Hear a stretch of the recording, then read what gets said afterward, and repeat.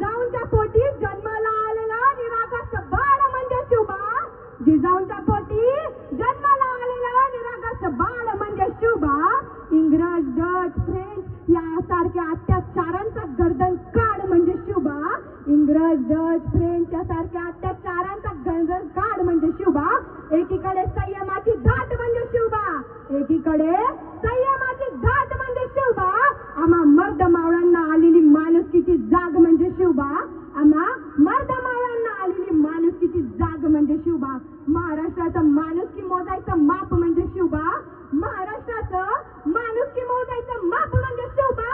तुमचा माझा, तुमचा माझा आणि अखंड हिंदुस्थानाचा बाप म्हणजे शिवबा. तुमचा माझा आणि अखंड हिंदुस्थानाचा बाप म्हणजे शिवबा. फुलांचा इतिहास कळ्यांनी लिहिला. फुलांचा इतिहास कळ्यांनी लिहिला. रात्रीचा इतिहास कांड्यांनी लिहिला. रात्रीचा इतिहास कांड्यांनी लिहिला. आजही आम्ही स्वाभिमानाने जगतोय. आजही आम्ही स्वाभिमानाने जगतोय कारण आमचा इतिहास राजशिव छत्रपतींनी लिहिला. राजशिव छत्रपतींनी लिहिला. तलवारीपेक्षा तीक्ष्ण तुझ्या नजरेची धार आहे. तलवारीपेक्षा तीक्ष्ण तुझ्या नजरेची धार आहे. महाराष्ट्राची वाघीण तू भवानींचा वार आहे. महाराष्ट्राची वाघीण तू भवानींचा वार आहे. भगव्याची रक्षणी तू, या फडफडत्या भगव्याची रक्षणी तू. तू जिजाऊंची लेक आहे. एक सांगते, महाराजांच्या काळात लाडकी बहीण योजना नव्हती. महाराजांच्या काळात लाडकी बहीण योजना नव्हती.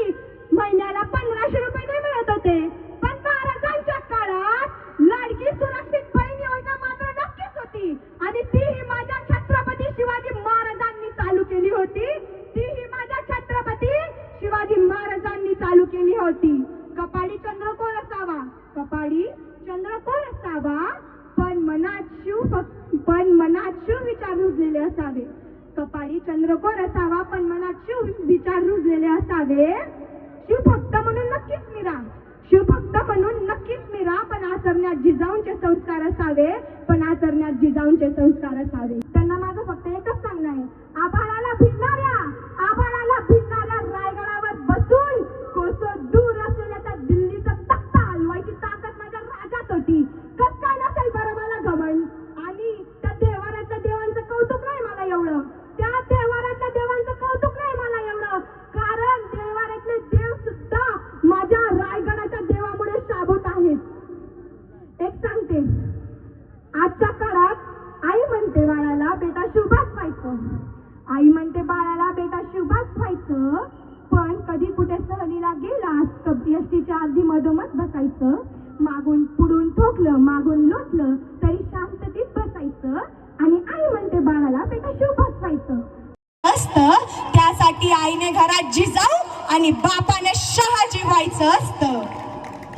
अरे मी म्हणते चुकून जरी त्या दिवशी माझे शंभूराजे त्या लांडग्यांच्या तावडीतून सुटले असते ना, चुकून जरी माझे शंभूराजे त्या लांडग्यांच्या तावडीतून सुटले असते ना, तर आज ते मुघल आहे ना, मुघल गुगलवर पण दिसले नसते.